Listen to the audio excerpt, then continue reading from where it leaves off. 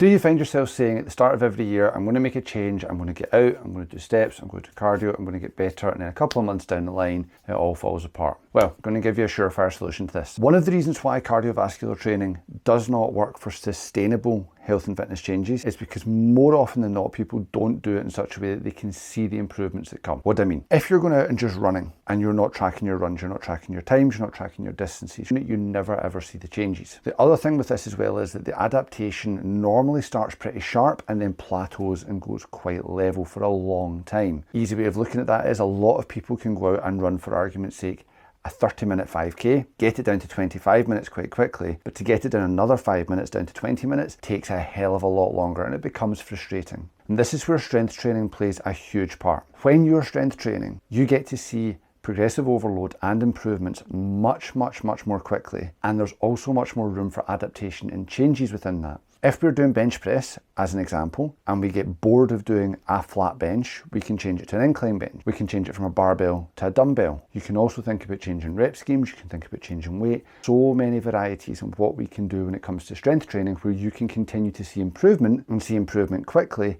and see changes to your body shape really quickly, and perpetually be able to change and adapt into something different to continue to get that growth. So, in summary, cardio is great and should be part of your training, but it's much harder to stay consistent with it because the progress tends to slow quite quickly after getting a huge improvement, or we don't track it properly. With strength training, which again should always be part of your training, there are so many different varieties that we can do with different movements, different weights, different positions, that you can continue to see progress way longer and way more sustainably over a much broader period, which keeps you much more inclined to keep going.